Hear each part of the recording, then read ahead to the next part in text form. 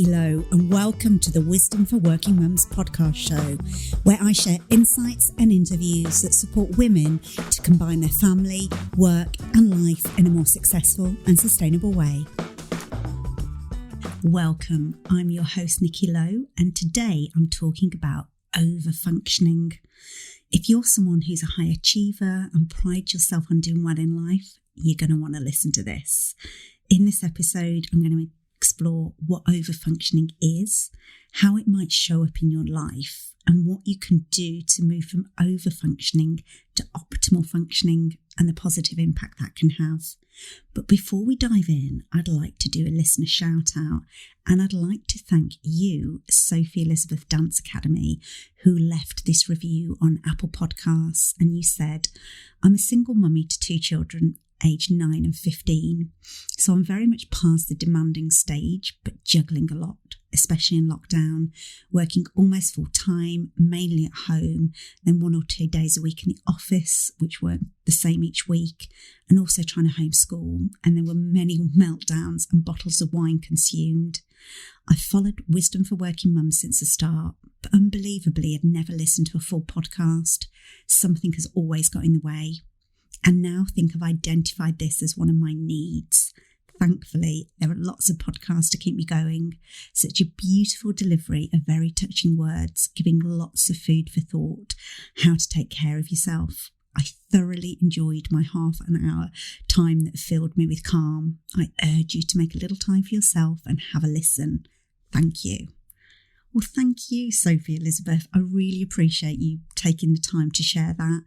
And it just means the world to know that my podcasts have helped you through lockdown. And I think so many people can relate to those meltdowns and bottles of wine consumed. So thank you for taking the time to share. I'm aware that there's a million ways you can spend your time, and it means the world to me that you take your time to listen to this show. And as I've said before, I often don't know who's listening and what impact the episodes are having. So when people like you take the time to share, it means the world to me. And if you're listening to this and you've not yet left a review, it would be amazing if you did. You can head over to iTunes or wherever you listen to your podcasts, rate the podcast and leave a review there.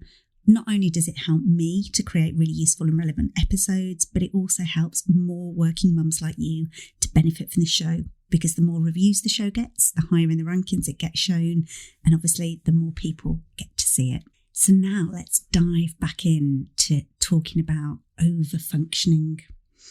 This is something that I often notice when I go on holiday. Now, clearly, if you're listening to this when this episode goes live, most of us haven't been on a holiday for a long time, but it's something that I tend to notice personally when I go on holiday. And normally when I go on holiday, I'm looking forward to the rest and relaxation. But as a good friend of mine once told me, she doesn't call a holiday anymore, because after children, she no longer gets to relax and replenish. She calls it making memories, because it's more about managing little people's well-being, so their emotional, physical and mental well-being, but in an unfamiliar environment. And that isn't always relaxing, and it doesn't always feel like a holiday. I don't know if you can relate to that. But what I have noticed on previous holidays is that I can easily find myself getting stressed, and more than is necessarily and more than really makes sense. And, if I think about it, I'm on holiday, I'm in the sunshine, I'm not having to work or cook or clean. So what's going on? Why would I get more stressed? And when I pay attention to those signals, it's often because I call them my damn overs at play again. It's when I tend to overfunction. And I'll share these, and I wonder if you can just ask yourself the question, do you overfunction too?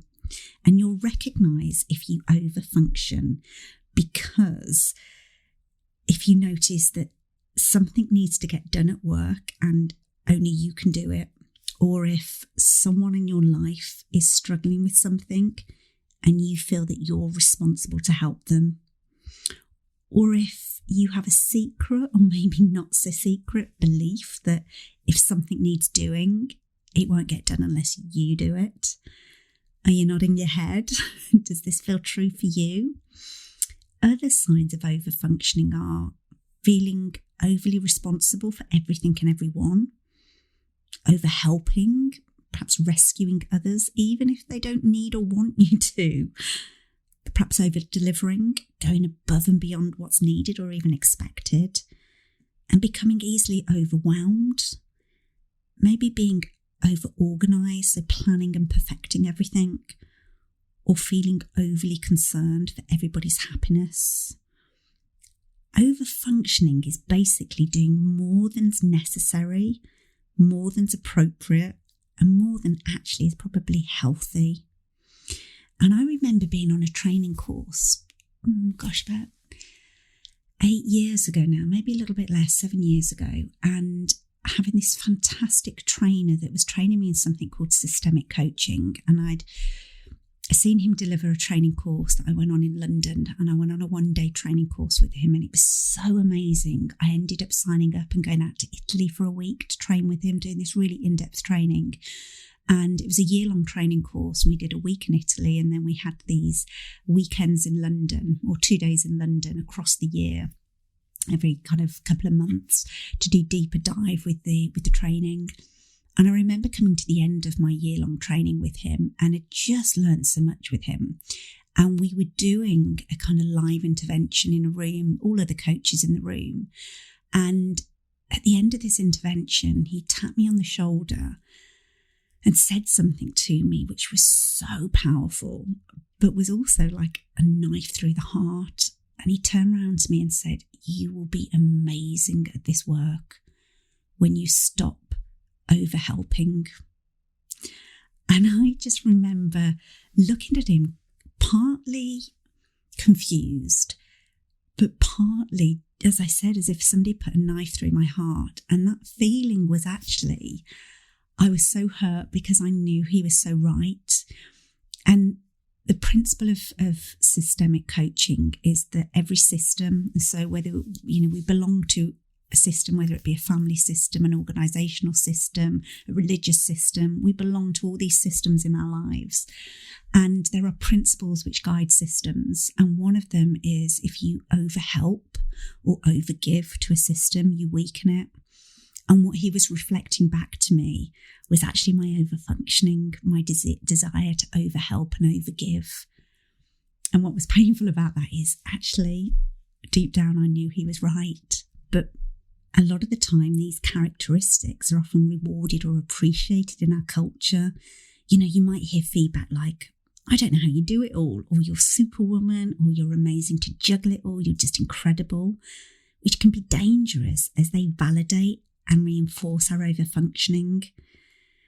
If, like me, you're an overfunctioner, then it's really important to balance this out, because it becomes exhausting and can too easily lead to burnout. And as I showed just now, actually, the intention might be really good behind the overfunctioning, but often it can have a negative impact on others as well as ourselves.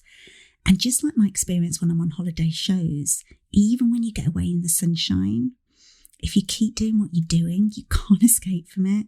It's almost like changing your external situation doesn't give you the relief that you desperately need unless you change from the inside. And there's a lovely saying that says, "Wherever I go, there I am." It doesn't matter we try and run away and escape our lives in some way, but if we're taking the same habits and behaviours and attitudes with us, we're just going to keep showing up and having that same impact. So, how do we move from overfunctioning to optimal functioning?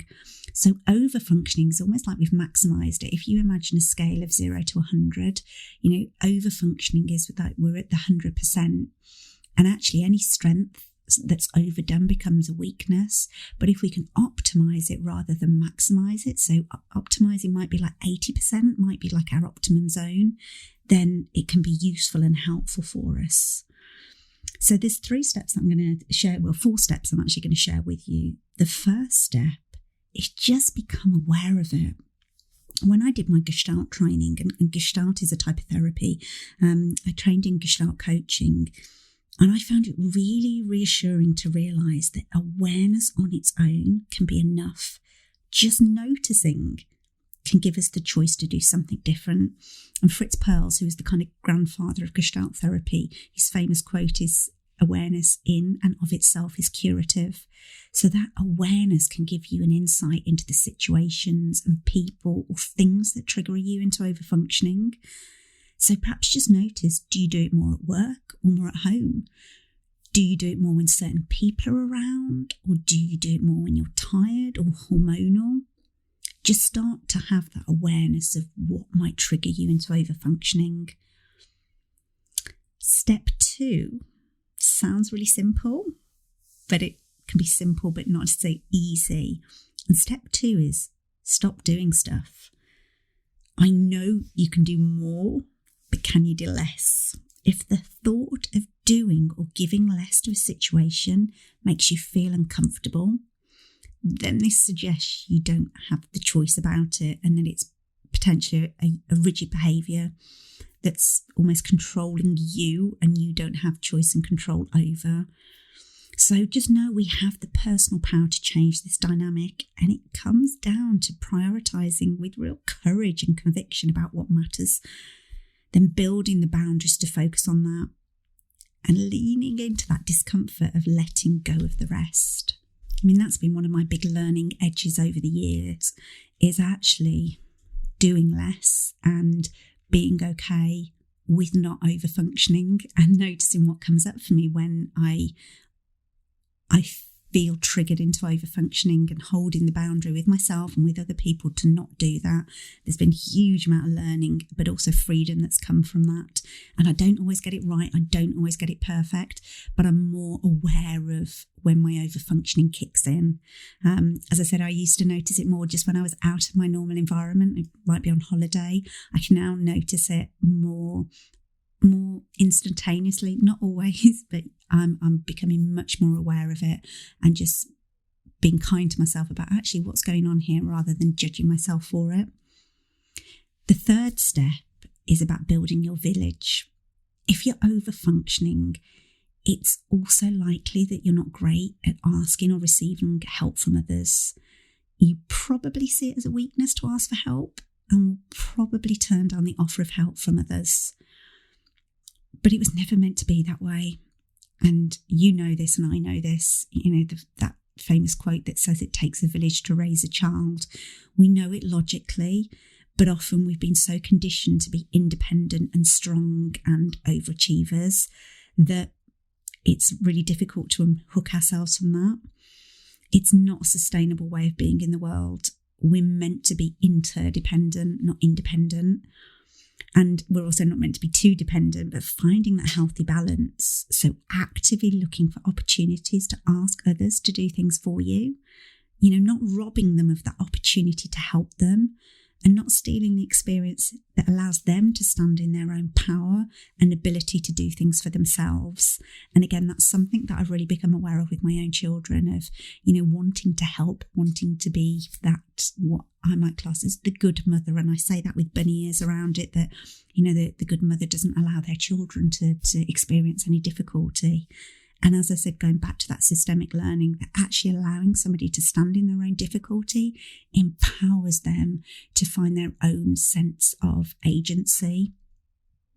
So we've covered 3 steps so far. And the 4th step is one that I constantly have to remind myself of, which is make fulfillment the goal, not achievement.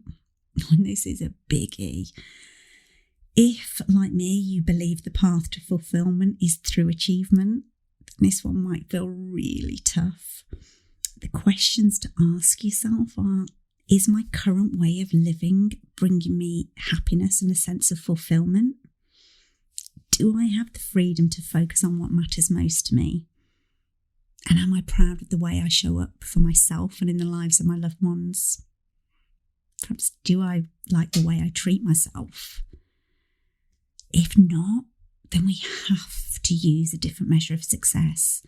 We have to find a different way to walk in this world. And it can be hard if that's the way we're used to doing and being. I've recently had to reassess how I'm running my business because I found that I was working in a way that wasn't bringing me joy. And I was starting to find my work. I don't mind hard work, but when it doesn't feel easeful, not easy, but easeful, that's a sign to me that I'm overfunctioning. And I've recently had to take a step back and almost press reset to go, actually, I'm making achievement the goal here and not fulfillment. And so that's helped me to readjust and rebalance. So, as I said, it's hard if we're used to walking in the world in that way, but it's how we unhook ourselves from the overfunctioning. So if we can start to use fulfillment more as kind of our sat-nav than the achievement. So hopefully those insights have been useful. And I'd like to ask you if you'd like to join me in this being the start of a new way. So perhaps for the next week, let's do an experiment together. Let's make fulfillment and well-being our measure of success and see what difference that makes. So let me know. Drop me an email, contact me on social media. I'd love to know because we're in this experiment together and it's something that I keep coming back to as a reminder when I find myself hooked into overfunctioning. So I hope you found that useful. And until next time, take care. If you've enjoyed this episode of Wisdom for Working Mums, please share it on social media and with your friends and family. I'd love to connect with you too. So if you head over to wisdomforworkingmums.co.uk, you'll find a link on how to do this. And if you love the show and really want to support it, please go to iTunes, write a review and subscribe. You'll be helping another working mum find this resource too. Thanks so much for listening.